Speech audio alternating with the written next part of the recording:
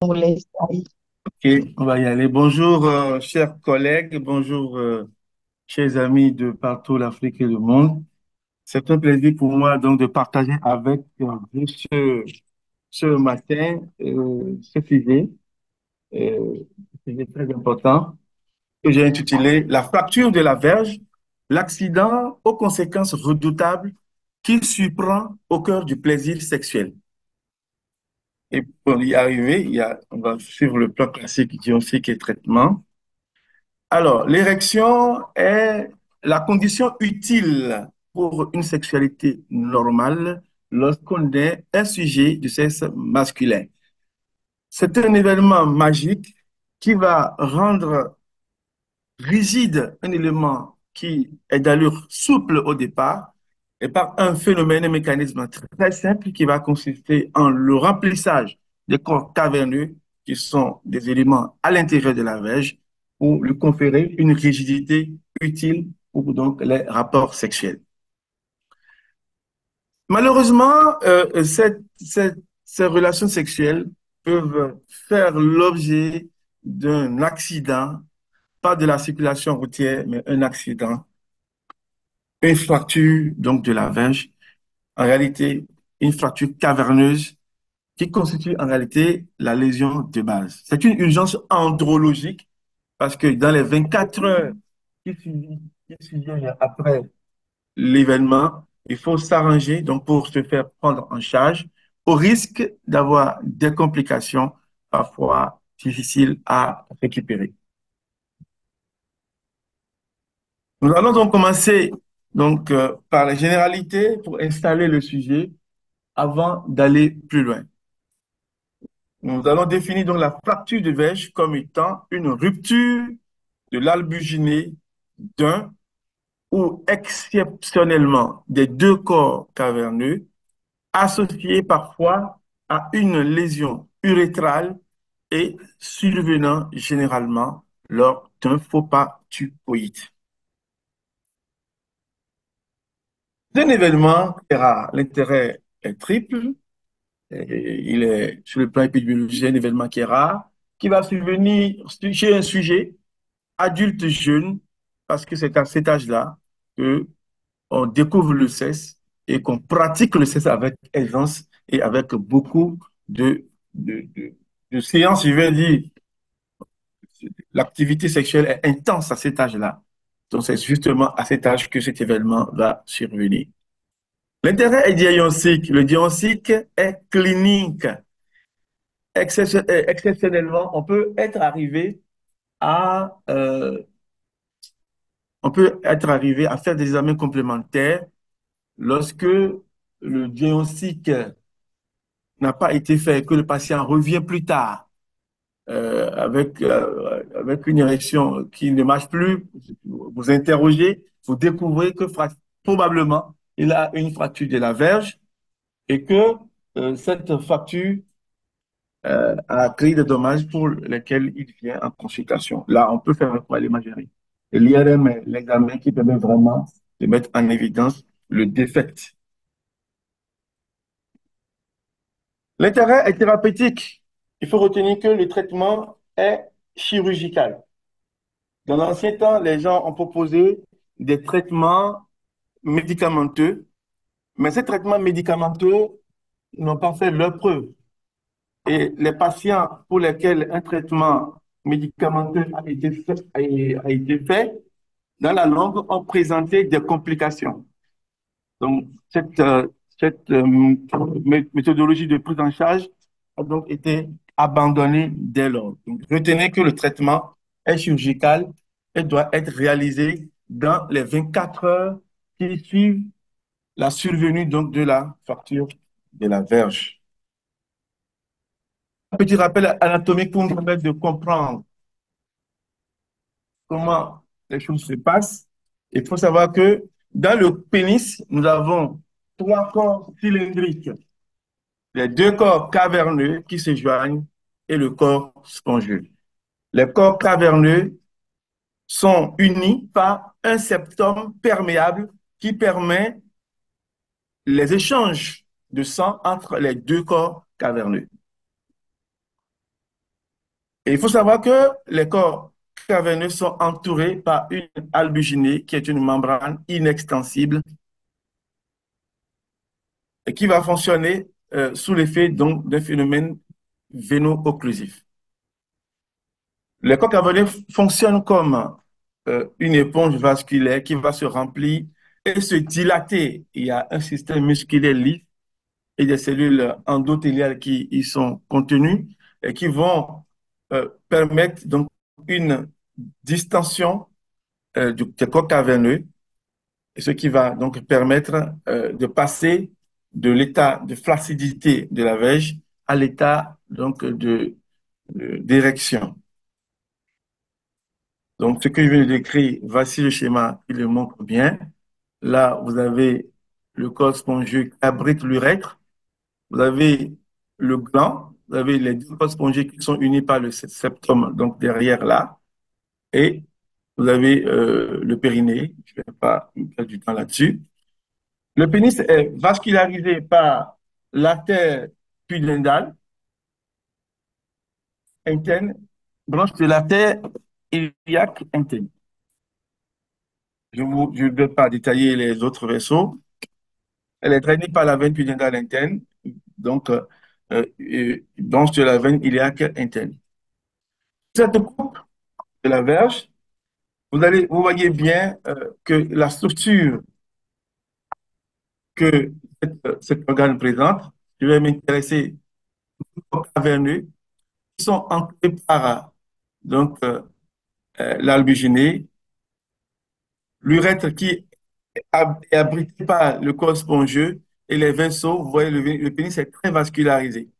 Ce qui va faire que lorsqu'il va avoir une fracture, ce sera une plaie, une lésion, une rupture de la continuité des corps caverneux qui va, pendant que l'homme est en érection, il y a beaucoup de sang dans cet espace-là. Donc le sang va passer de l'espace caverneux vers l'espace sous-cutané. Et comme vous le voyez ici, il y a des fascias qui vont protéger toutes ces structures. Il y a le fascia profond qu'on appelle le fascia de Buck.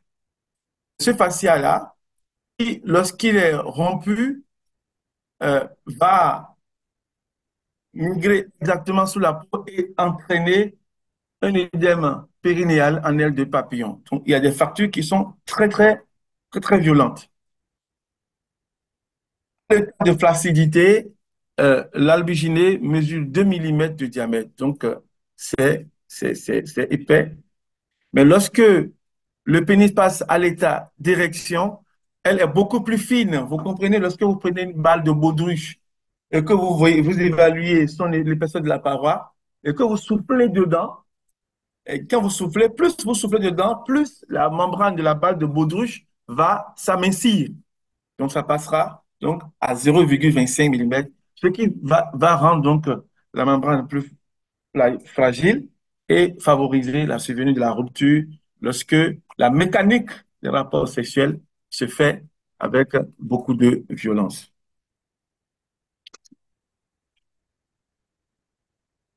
Sur le plan nerveux, il faut savoir que le pénis est, le pénis est innervé par le système sympathique, c'est le système nerveux autonome sympathique, adénergique, parasympathique, cholinergique, et le système nerveux somatique. C'est parce qu'il y a euh, le système nerveux somatique par le biais du nerf pudendal que lorsqu'on chatouille le gland, on a une érection réflexe.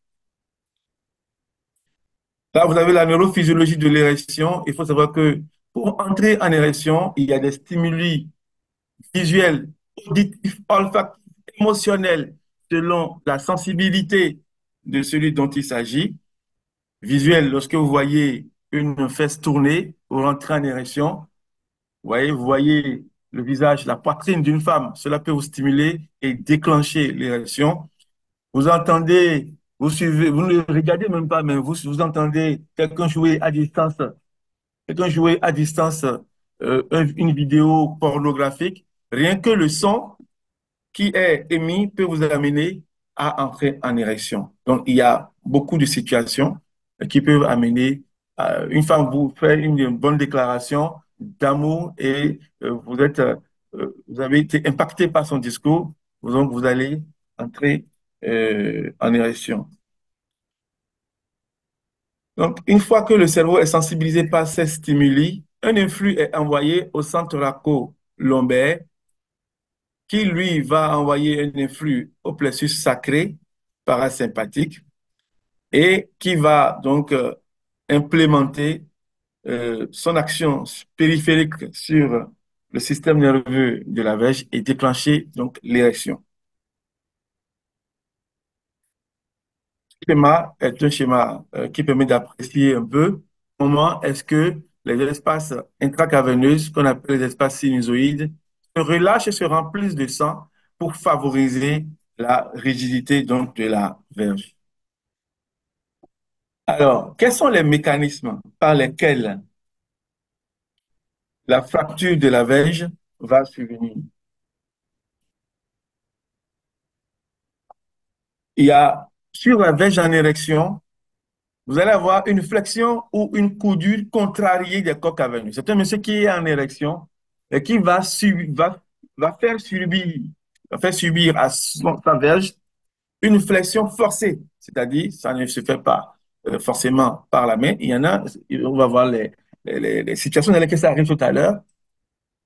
Donc, c'est comme un canal qui est rempli, un canal qui est rempli par ça, qui est tendu, avec une paroi fragilisée, que vous tordez de force. Vous vouliez appliquer une coudure forcée, une flexion forcée. Cela donc, va entraîner donc, une rupture de la continuité donc, de la paroi de ce canal. C'est exactement ce qui va s'arriver. Donc, le phénomène va survenir soit par une dorsiflexion, une antéflexion, une latéroflexion gauche ou droite, suite à un impact sur la symphyse pubienne ou le périnée.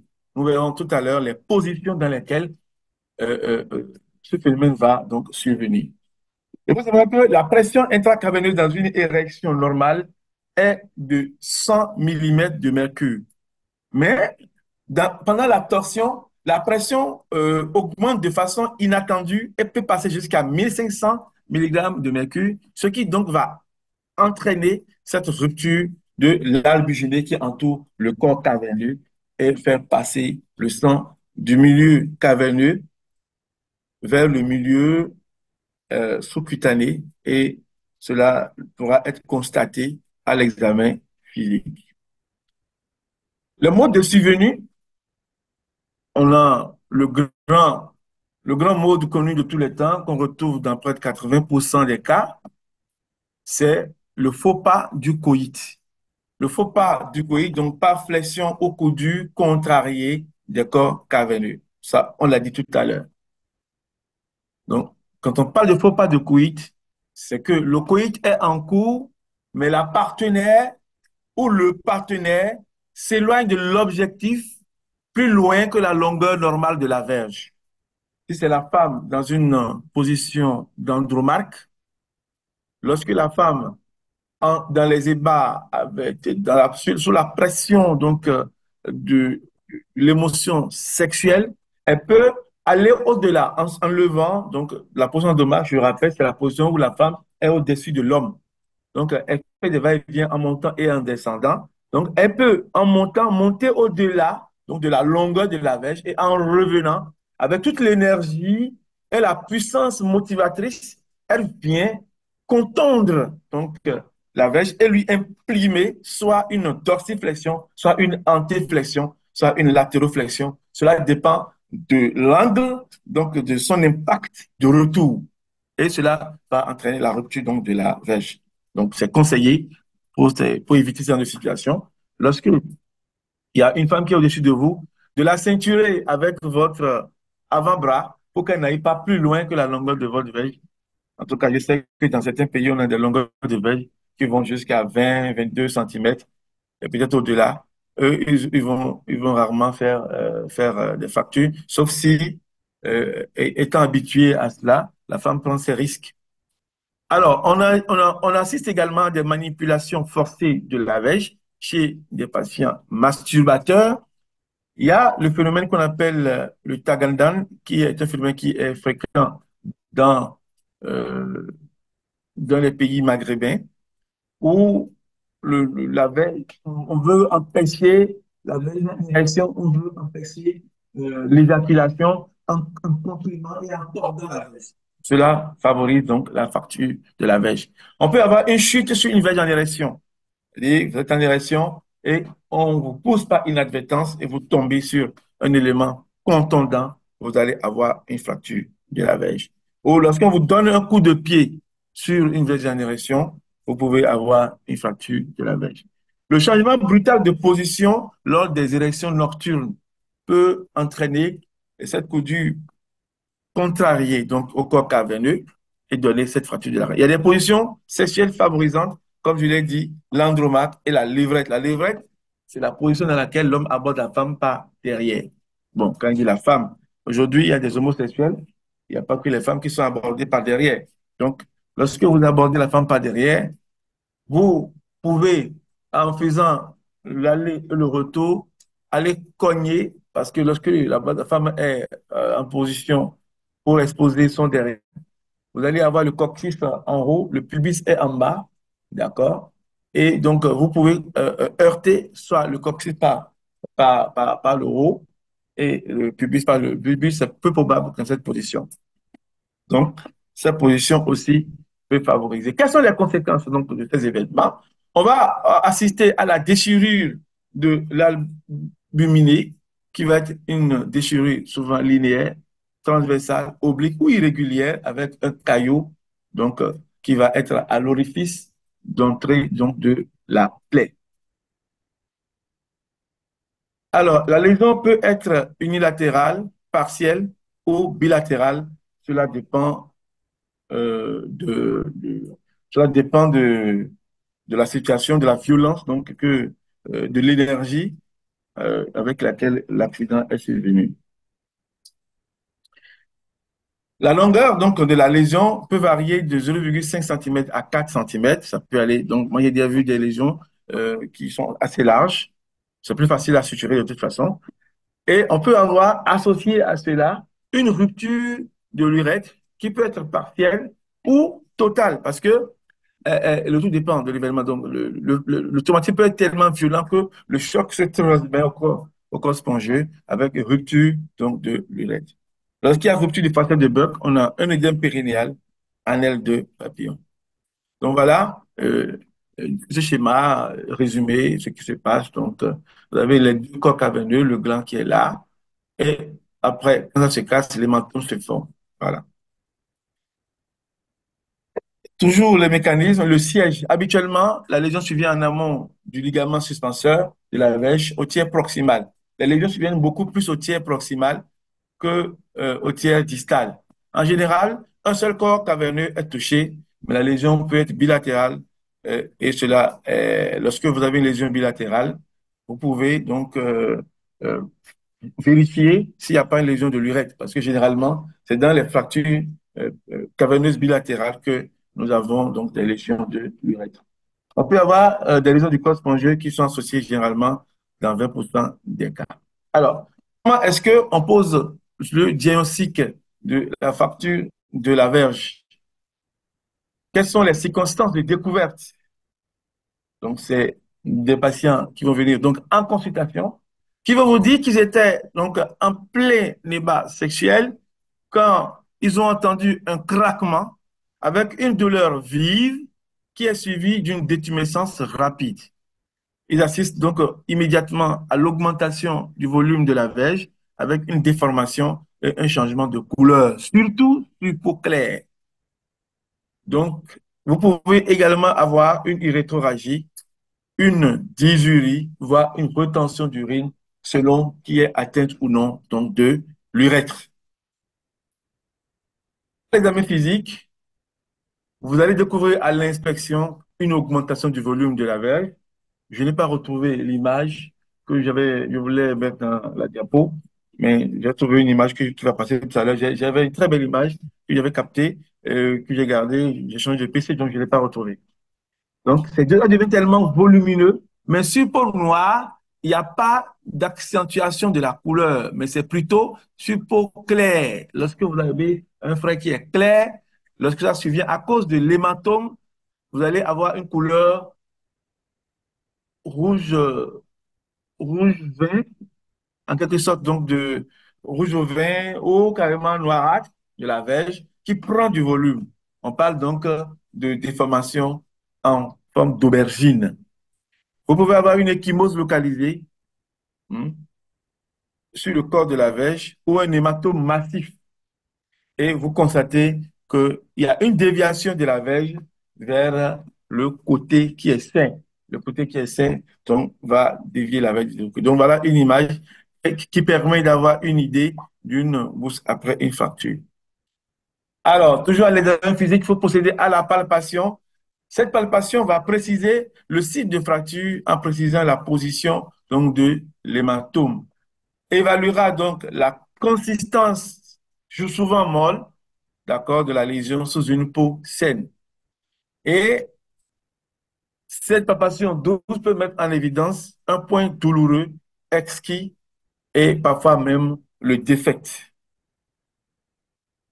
Alors, sur le plan paraclinique, on va citer quelques examens qui peuvent se faire, mais vraiment, je le répète, ce sont des examens inutiles lorsque le diagnostic est évident.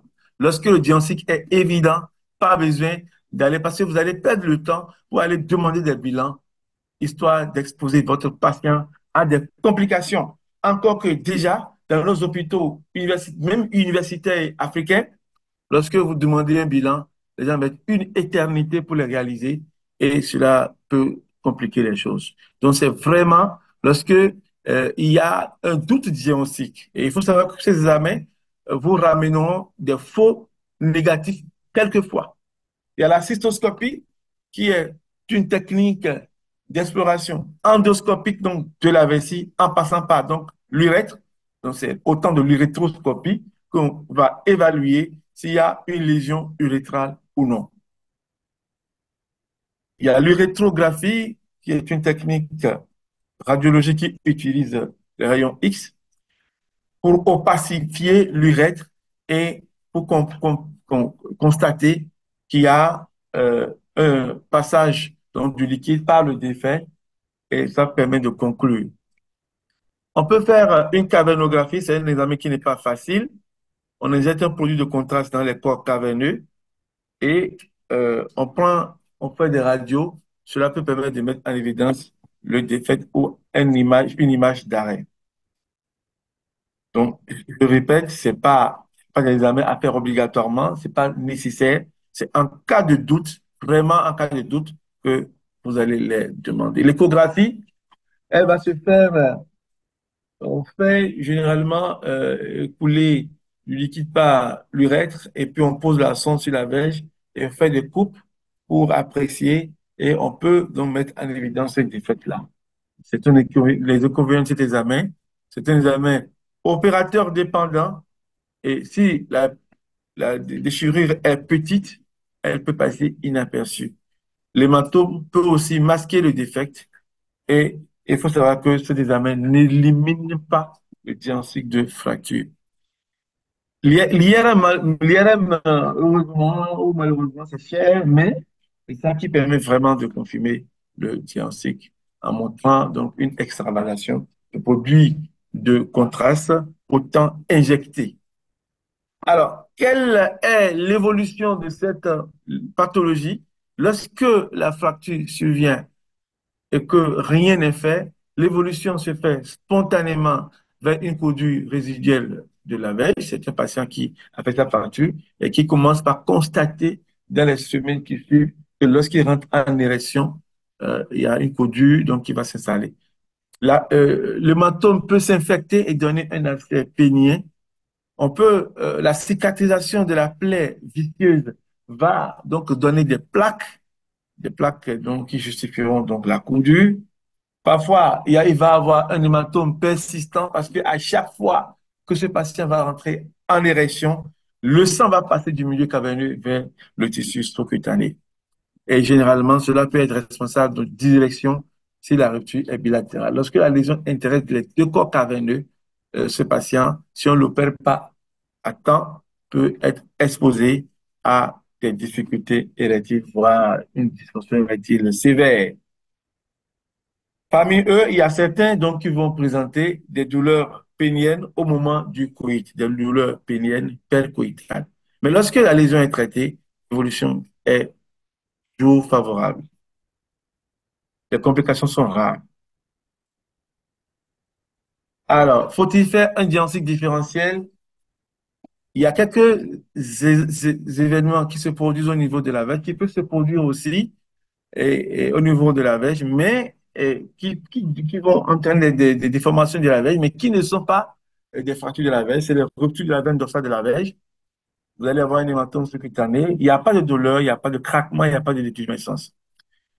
Donc, c'est la veine dorsale de la verge, elle est au dos de la verge, elle est une grosse veine. Donc, lorsqu'elle est rompue par des manipulations forcées, on peut donc avoir également un œdème qui est strictement extra-caverneux. Les contusions du pénis sans atteinte du corps caverneux, lorsque vous avez un choc sur la verge avec une rupture d'une veine périphérique de la verge, vous allez avoir un œdème et ce ne sera pas une fracture.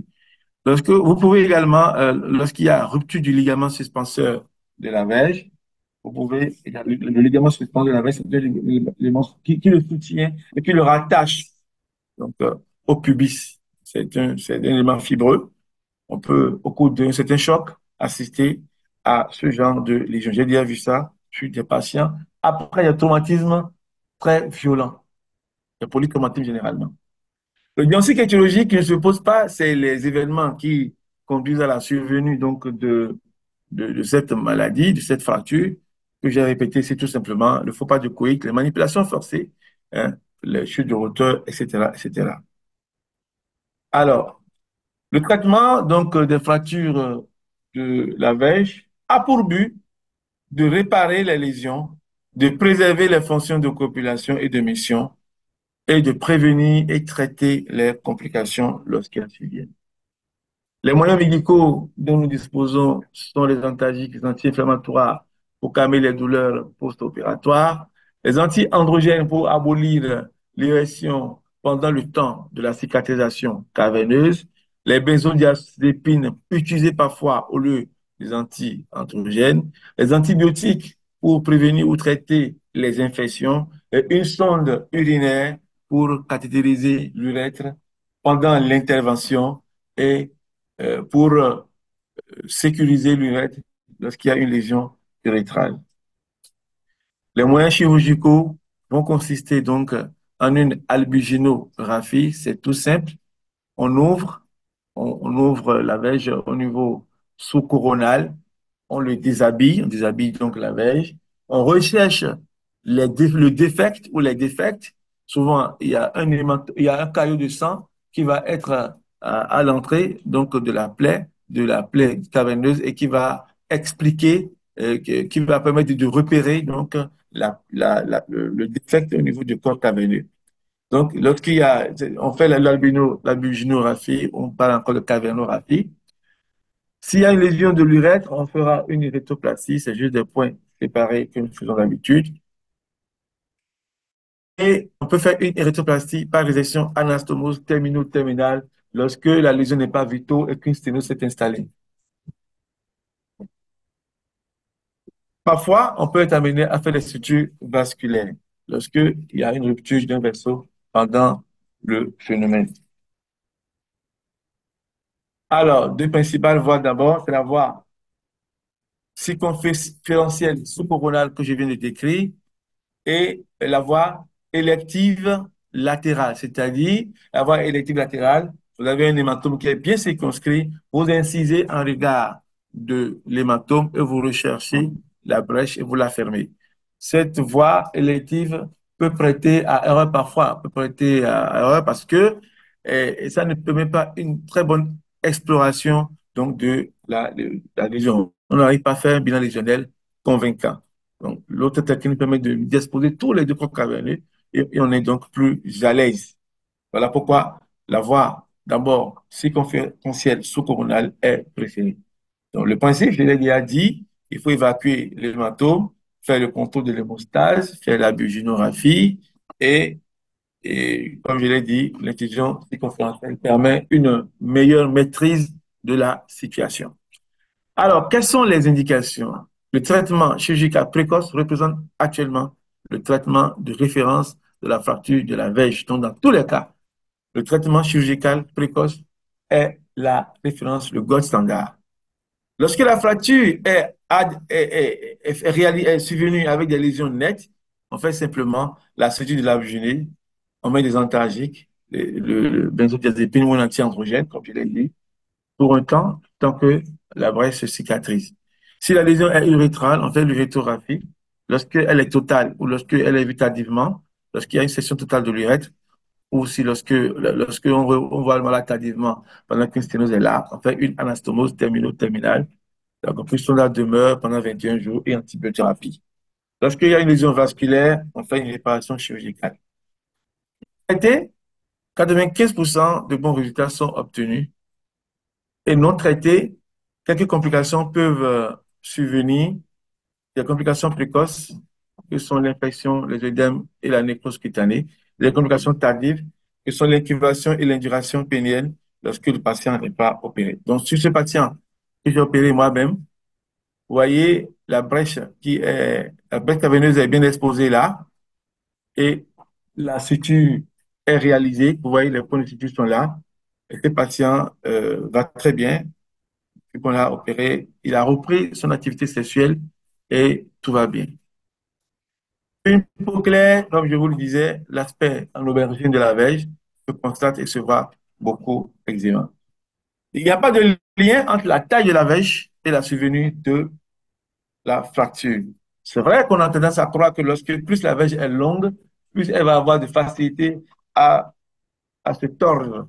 Mais non, le tout dépend de la mécanique sexuelle pendant les rapports. C'est ce que je voulais expliquer. Les différentes positions vont jouer un rôle important dans la survenue donc, de cette fracture. Pour conclure, la fracture de la verge est une pathologie peu fréquente qui constitue, malgré qu'elle n'est pas très fréquente, une urgence uro-andrologique.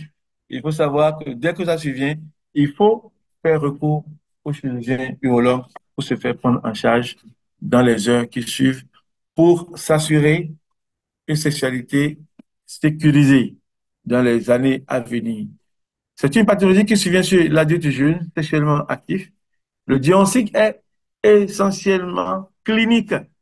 Le recours aux examens paracliniques doit être rarissime et ne doit pas être de première intention. Le traitement est chirurgical et va constituer en une ablation des hématomes, en un contrôle de l'hémostase et en une albuginographie. Puis on referme la verge et on fait un pansement semi-compressif que le patient va garder afin que le diamètre puisse être résolu et levé.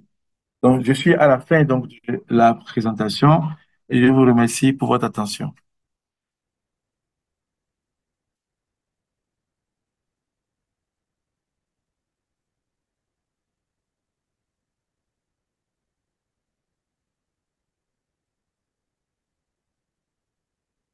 Docteur Fassino.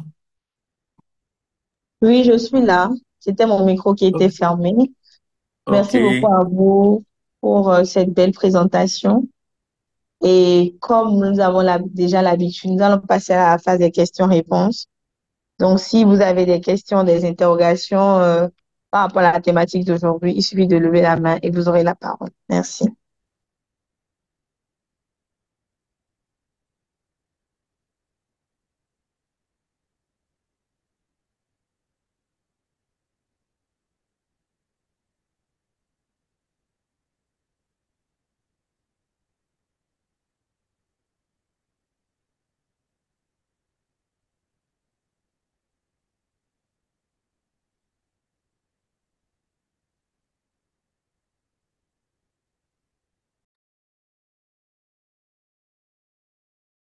Monsieur Moussa Senoussi, vous avez la parole.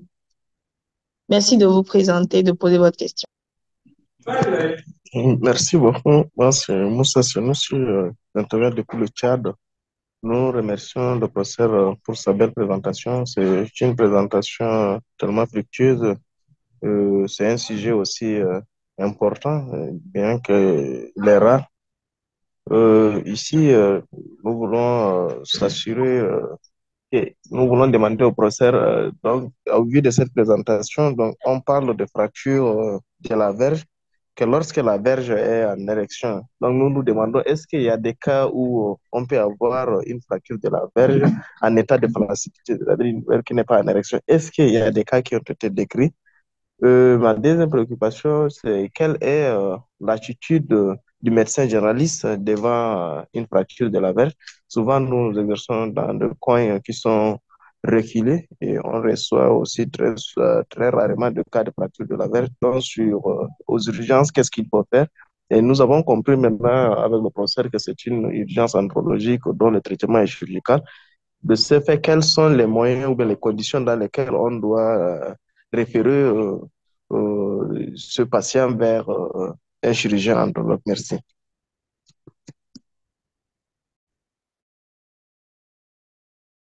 Merci beaucoup à vous, docteur Moussa. Nous allons passer la parole à docteur Ludovic Fiomona et docteur Abdoulaye se prépare. Merci de vous présenter. Merci pour la parole. Je suis docteur Ludovic Fiomona. Je suis de nationalité centrafricaine. Ma question, j'ai deux petites préoccupations. Merci beaucoup. Je félicite l'intervenant pour la qualité de son exposé, qui est très clair sur ce sujet qui est d'actualité, même si on n'en parle pas très souvent. Et donc, ce qui a suscité vraiment l'intérêt pour nous de suivre cette présentation. Alors, la première préoccupation, c'est par rapport à l'évolution du traitement de manière générale. Peut-être que cela m'a échappé, mais je n'ai pas vu quelles sont les chances de guérison. J'ai cru comprendre que finalement, on a montré un exemple où ça s'est bien passé, où la personne a bien repris son activité sexuelle. Mais quelles sont les proportions de l'évolution favorable après traitement chirurgical? La deuxième préoccupation aussi, c'est aussi, dans le cas du traitement aussi, le volet psychologique dans ce cas. Quelle est la place du traitement psychologique et l'accompagnement de ce patient, certainement après ce traumatisme qui peut aussi, qui pourrait aussi affecter la reprise de l'activité sexuelle ou comment dans l'attente, au moment où on prescrit la personne l'abstinence, dans un moment peut-être avant que euh, le traitement soit cicatrisé complètement, quelle est la place du traitement psychologique? Voilà un peu les deux. Oui, j'avais une autre préoccupation aussi. Est-ce qu'il y a un lien dans le traitement, dans la phase post-thérapeutique, hein, avec une certaine possibilité de prostatite ou quelque chose un peu en amont. Voilà mes préoccupations. Merci. À vous. Merci beaucoup à vous, docteur Ludovic. On va passer la parole à docteur Nyalonon, autant pour moi. Dans l'Onon, autant pour moi.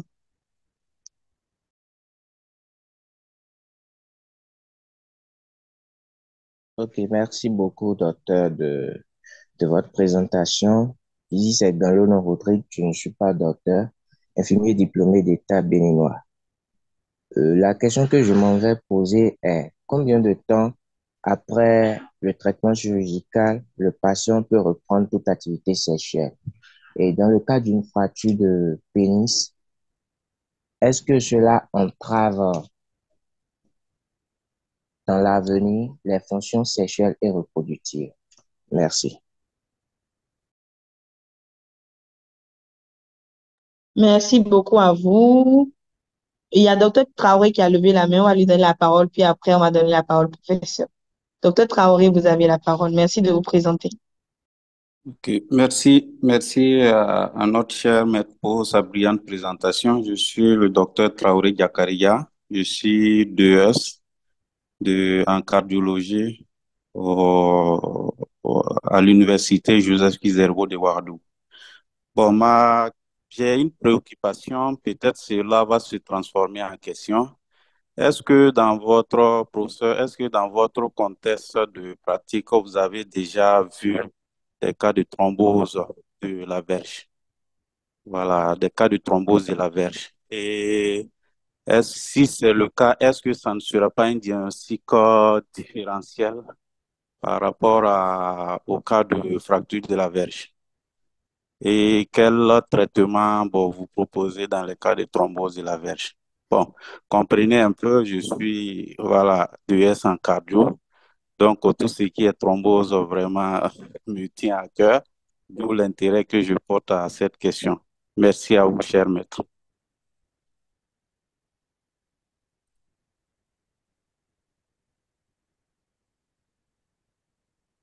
Merci beaucoup. Nous allons laisser la parole rapidement au professeur. Puis après, les mains levées dans le chat seront prises en compte.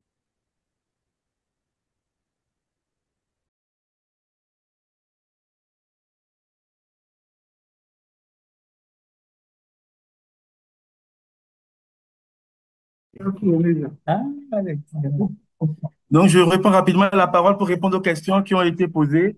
C'est exactement ça. OK, donc, au docteur Moussa, je vous remercie tous pour l'intérêt porté à la question. C'est une question d'actualité, comme quelqu'un l'a dit. Une question qui nous concerne en tant que jeunes. Donc, docteur Moussa Sinoussi du Tchad demande si donc, cette fracture peut survenir sur une verge en état de flaccidité. Oui, ça peut survenir, mais c'est rarissime. Voilà pourquoi je n'ai pas évoqué cela. On peut avoir des traumatismes de la verge, des traumatismes de la verge. Dans ce traumatisme, on peut avoir des lésions caverneuses, mais généralement, c'est associé à d'autres lésions, d'accord, donc des organes génitaux externes. Donc, on les classe parmi les organes, les traumatismes des organes génitaux externes. Donc, c'est exactement ça. Sinon, ça peut arriver, mais c'est rarissime.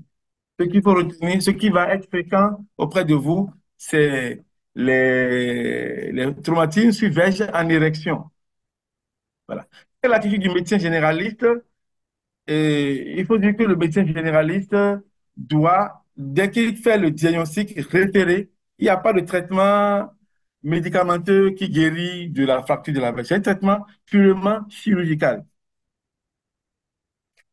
Donc, il faut référer. Et si vous référez, le malade vous en sera éternellement reconnaissant. Bon, même s'il n'est pas reconnaissant, il va pouvoir utiliser efficacement son érection et il va penser à vous si vous avez pu le référer à temps. Alors, dans quelles conditions référer? Il n'y a pas de conditions particulières parce que une verge qui est fracturée, il n'y a que l'œdème qui est le problème que vous allez remarquer. Donc, il n'y a pas autre chose à faire. Il faut juste donc référer en l'état. Il n'y a pas autre chose à faire. Alors, Ludovic Fiomona du Centrafrique demande quelle est l'évolution donc après cette intervention. Généralement, vous faites, dès que vous corrigez la fracture de la verge et que vous fermez le pansement, 2 semaines, 3 semaines après, le patient il est autonome. On recommande donc de ne pas avoir des rapports sexuels pendant 6 semaines pour ne pas remettre en tension les corps caverneux déjà en difficulté. Il faut attendre 6 semaines pour laisser donc les corps caverneux se cicatriser.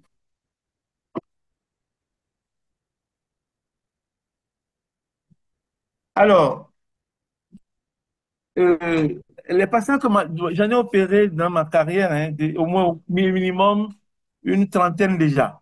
Mais tous les patients, ils ont tous été satisfaits, on n'a pas eu de problème en post-opératoire. J'ai même pris en charge des patients qui sont venus à la phase séquelaire. On a dit, je corrige donc la lésion et je corrige aussi la codure. Isolation de tomber sur un. Oui, oui. Tiens, votre Donc, la difficulté, donc, quand le patient vient tardivement, c'est que vous devez corriger la fracture, la brèche, vous la recorrigez et vous corrigez la coudure.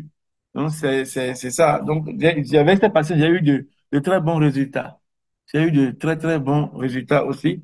Le volet psychologique, lorsqu'un malade a une fracture de la verge, son problème premier, c'est d'abord qu'on répare la verge. C'est pas, il n'a pas de problème. C'est ça, on répare la verge.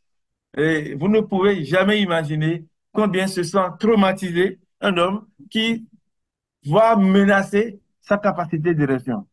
Il y en a qui pensent même qu'on ne doit jamais opérer le pénis, tellement c'est noble.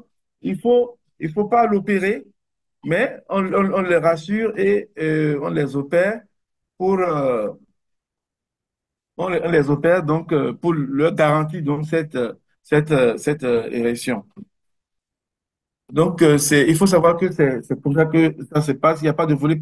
En principe, dans les pays où il y a une fragilité, si vous voyez que le patient a une fragilité psychologique particulière, vous pouvez donc demander, vous pouvez l'envoyer chez un psychologue pour qu'il puisse faire sa prise en charge.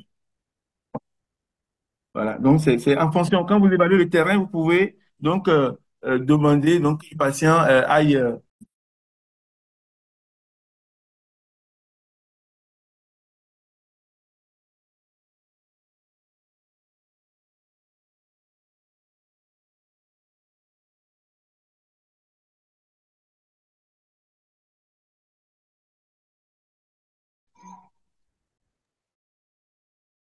Alors, le docteur, Monsieur Galonon Rodrigue demande combien de temps après la chirurgie le patient peut-il reprendre. J'ai déjà répondu, c'est 6 semaines, avec 1 mois et demi.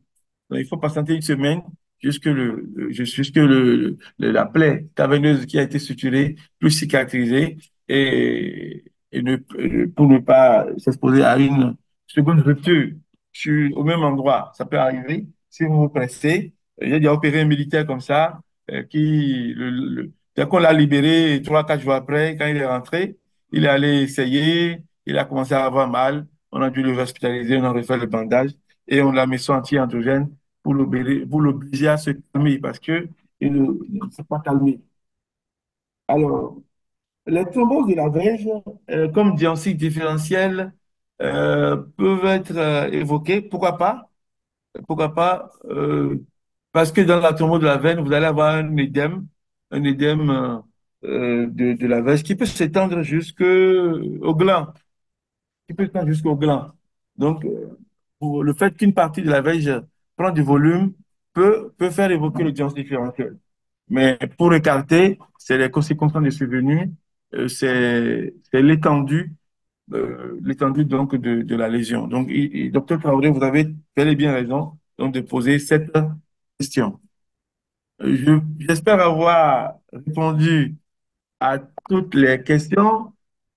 Si j'en ai oublié, si on peut me rappeler, je vais rebondir là-dessus.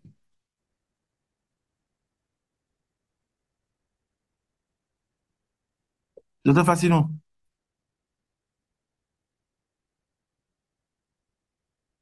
docteur Facinon, vous êtes là?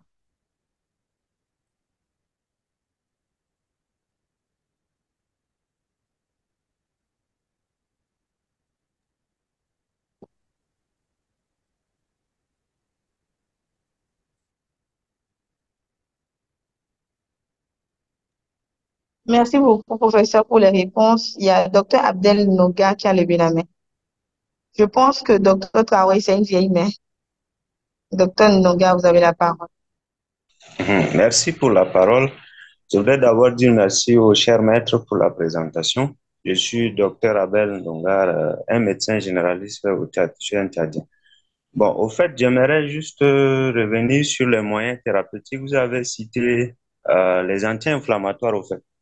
Bon, je voulais voir la place vraiment des anti-inflammatoires dans ce contexte parce qu'aux urgences, tout ce qu'un médecin généraliste peut faire, bon, peut-être dans un coin reculé, il peut prendre la voie, peut-être donner un analgésique pur et envoyer quoi, à un chirurgien ou à un spécialiste. Maintenant, l'utilisation des anti-inflammatoires ici, il faudrait qu'on ait une précision, sinon il y a des gens qui vont peut-être utiliser les anti-inflammatoires non stéroïdiens avec cette brèche vasculaire, tout ça, est-ce que ça va pas aggraver les saignements? Merci. Merci beaucoup, docteur Abdel.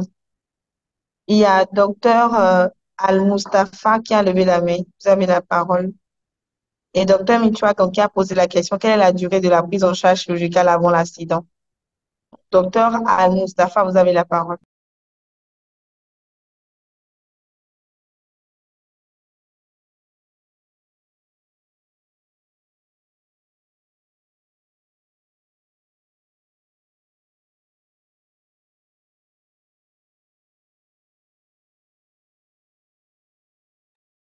Docteur Al-Mustafa, vous avez la parole. Ouvrez votre micro, s'il vous plaît.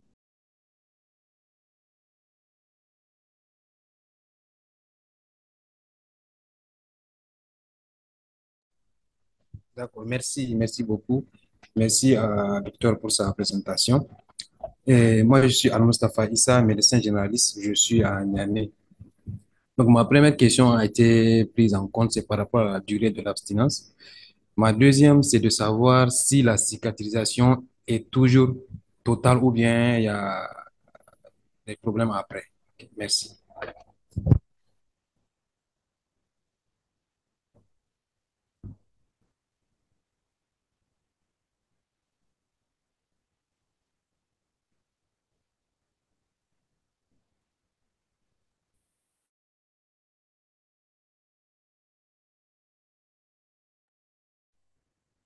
Professeur, vous avez la parole pour répondre aux différentes questions.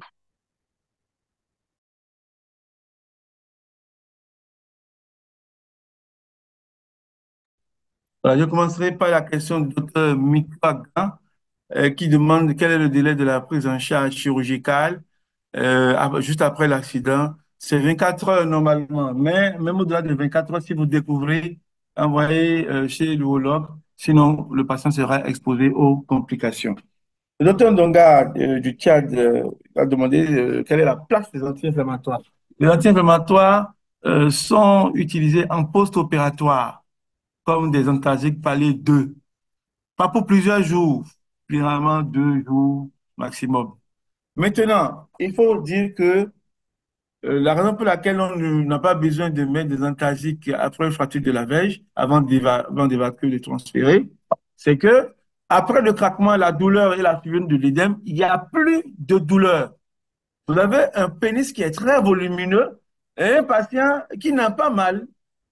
Il n'a pas mal. Ça fait que plusieurs personnes, parce qu'ils n'ont pas mal, se disent, bon, c'est un édème, ça va passer, et ils restent là, et puis jusqu'à ce que l'œdème fonde peut-être, mais ils vont s'exposer à des complications, à titre de peau dure, les plaques et tout ça qui vont s'installer, et c'est la catastrophe. C'est là qu'ils vont se mettre maintenant à courir et à chercher une solution. Donc, il n'y a pas de douleur. Donc, si vous découvrez, vous posez le diagnostic, donc faites une note, vous le mettez au patient et vous l'envoyez dans un hôpital où il y a un neurologue.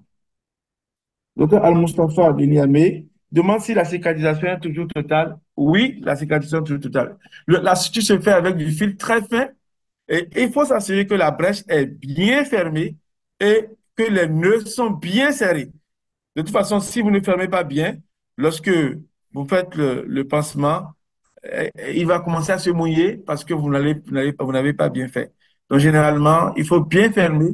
Il y en a qui vont au-delà et qui font un test d'érection avec injection de sérum physiologique dans les corps caverneux pour provoquer une érection et vérifier s'il y a une fuite avant donc de fermer.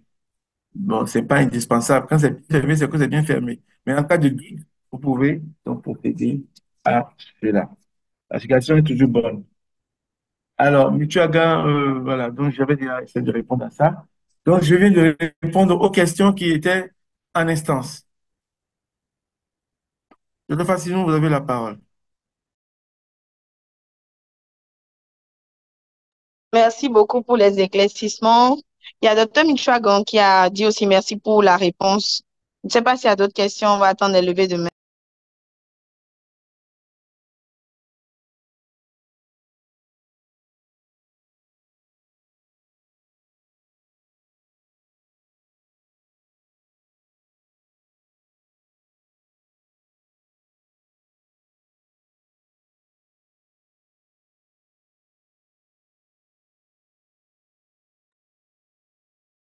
Docteur Fassinou, avec votre permission, il y a Sami Denis Kambou qui demande quels sont les rôles ou actes infirmiers dans la prise en charge d'une fracture de verge. Je peux répondre?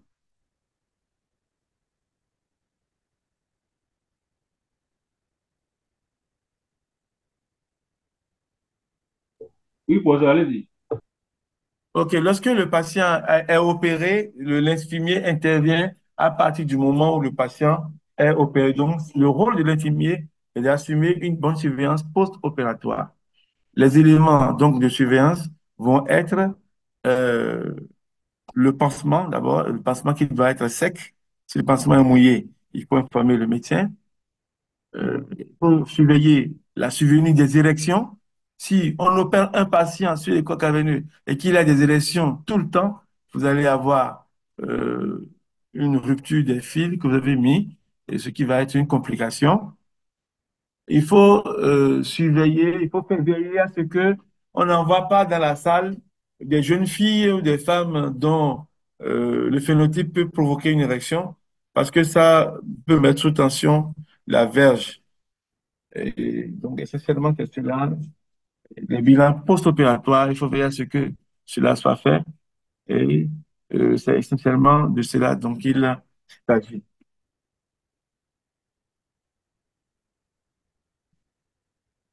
Merci beaucoup pour la réponse. Je ne sais pas s'il y a d'autres questions en attente. Je n'en vois pas. Je ne sais pas s'il y a d'autres personnes qui aimeraient réagir. Vous pouvez toujours lever la main.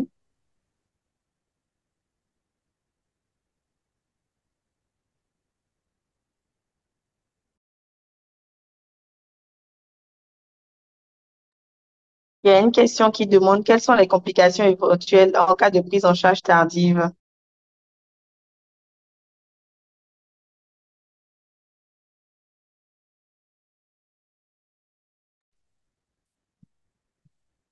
Voilà, donc je réponds à la question. Lorsque la prise est tardive, vous allez vous exposer à la couture de la Vierge, c'est-à-dire la Vierge en érection va se tordre de regarder soit vers le haut, soit vers le bas, soit vers la gauche, soit vers la droite. Et des gens qui ont ce problème-là, ils ne savent peut-être pas que c'est une maladie. Lorsque en érection, votre Vierge se tord, ça peut être la complication d'une manipulation forcée. Je reviens sur les manipulations forcées dont sont victimes les Verges aujourd'hui. Parce que il y a des jeunes filles qui vont penser que c'est en tirant la veille dans tous les sens qu'on fait plaisir à l'homme. Il faut apprendre à leur dire non, c'est pas de cela. C'est pas ça qui donne le plaisir. Le- la veille, c'est un organe noble et sensible qui doit être respecté dans les formes de pression qu'on lui exerce si on veut la stimuler. Donc, il faut pouvoir avoir le courage de le dire. Sinon, si vous laissez tirer dans tous les sens, vous faites des micro-traumatismes. Ces micro-traumatismes peuvent donc, à la longue, donner des problèmes, c'est-à-dire, à l'occurrence, les complications. Et ces complications sont de plusieurs ordres. Donc, je disais tantôt qu'il y a donc ces coulis du lavage. Vous pouvez avoir des plaques, des boules dures, des éléments, des boulettes dures qui vont apparaître sur le corps caverneux, d'accord, et que vous pouvez palper, que vous soyez en érection ou non, même en état de fragilité, lorsqu'on fait l'examen de la vèche, on peut mettre cela donc en évidence. Vous pouvez avoir un hématome persistant, c'est-à-dire s'il y a fracture des deux coques caverneux, à tout moment, dès que vous rentrez en érection, le sang va quitter le milieu caverneux et aller sous la peau. Et chaque fois, vous allez avoir un hématome. C'est pas du tout confortable, c'est disconfortable. Et donc, j'ai mis ici les problèmes d'érection, la dysérection, d'accord? Les abcès de la vèche, l'hématome peut évoluer vers un abcès de la vèche, etc. Donc, tout ça là, des douleurs péniennes pendant le coït, ça je l'avais dit aussi. Donc, tout ça, et il faut savoir que c'est bien des choses qui sont possibles lorsque vous ne vous faites pas prendre en charge à temps. Je vous remercie.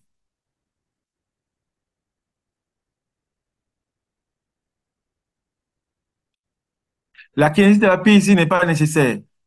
Il n'y a pas de kinésie. Et la seule kinésithérapie à faire, c'est la reprise des rapports sexuels. C'est la reprise des rapports sexuels. Il n'y a pas de kinésithérapie stéréotypée ou spécifique à faire chez les kinésithérapeutes pour la veille. En tout cas, ce que je sais, l'activité sexuelle reprend après 6 semaines et on évalue cela après 2 semaines à un mois pour voir est-ce que la reprise a été efficace ou non. J'ai dit 6 semaines. Il faut attendre 6 semaines après la chirurgie. 6 semaines. C'est ça qui est recommandé. Les malades ne sont pas toujours patients, mais c'est ce qui est recommandé. Il y en a qui sont pressés de confirmer qu'ils n'ont pas perdu l'érection. Et ce sont eux souvent qui vont s'exposer à faire des rapports sexuels de façon, à faire des rapports sexuels, alors qu'on ne les a pas autorisés à le faire. Et c'est des risques parce que ce point de suture, cet endroit qui était suturé, peut donc se rompre de nouveau et ça pourrait devenir dramatique. Le saignement peut devenir plus important que d'habitude.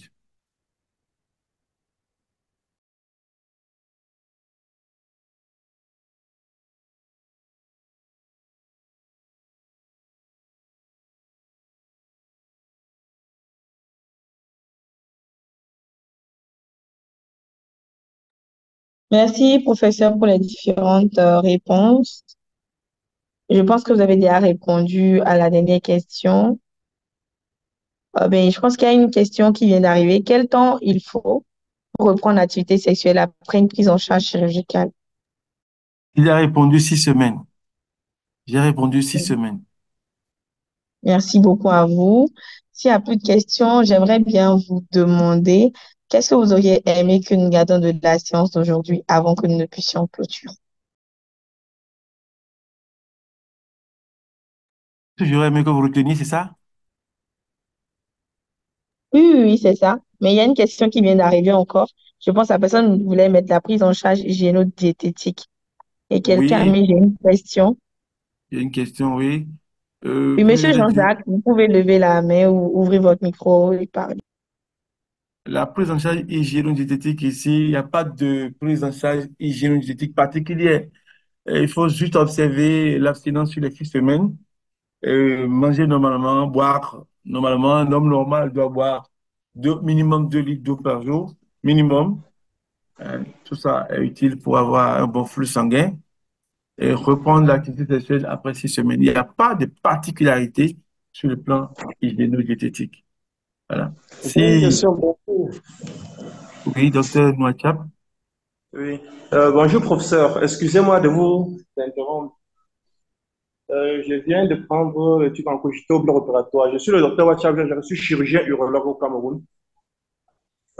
J'ai une question. Pendant combien de temps on met, c'est-à-dire pendant combien de temps on met le patient sur un traitement pour éviter l'érection matinale après la chirurgie? Ça, c'est la Lorsque, première question.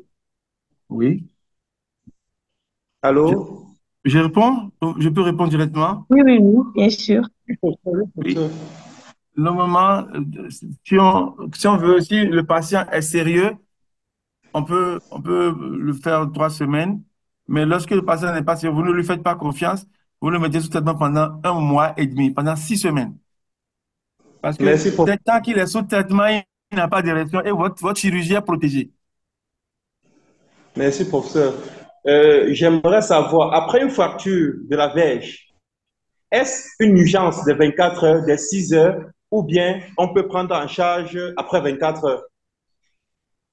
L'idéal, c'est d'être pris en charge, de prendre cela en charge dans les 24 heures. Mais là, même lorsque le malade vient après 24 heures, vous devez aller faire une exploration, poser le diagnostic et régler le problème. Plus tôt c'est fait, mieux ça vaut. S'il vient 3 mois après, vous savez, c'est pas la même chose. Mais s'il vient dans la semaine, bon, vous pouvez encore récupérer quelque chose.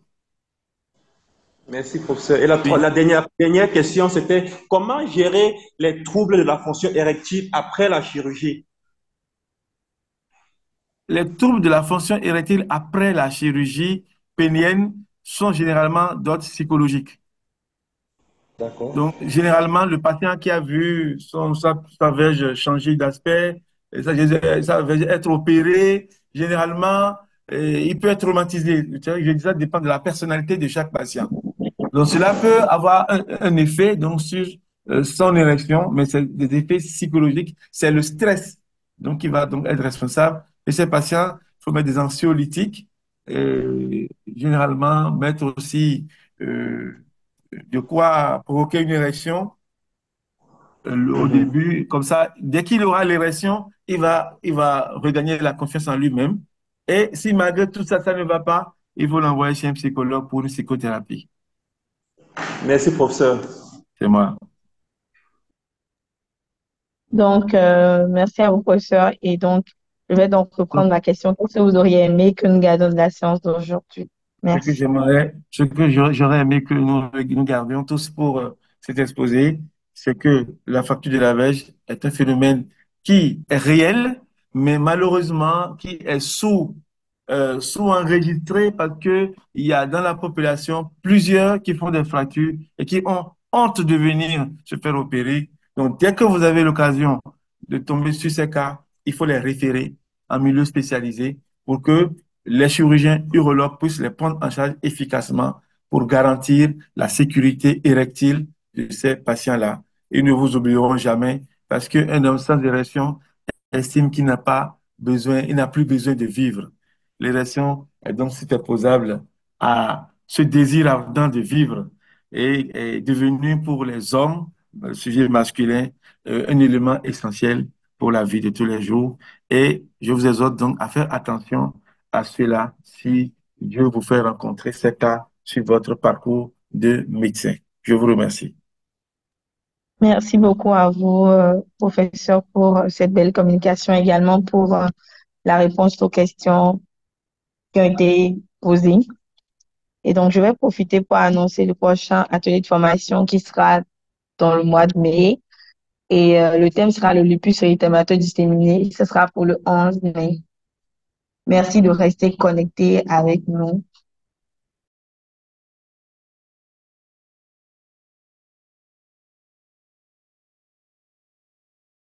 Également, je profite pour vous dire, pour avoir le cours et le replay de ce jour, il suffit de vous rendre sur notre interface Rema Learning et vous aurez accès à tout ceci.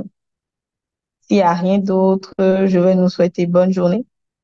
Portez-vous bien et à très bientôt. Merci beaucoup, professeur, pour la disponibilité. Merci à tous ceux qui ont pu participer à la conférence de ce matin. Portez-vous bien et à très bientôt.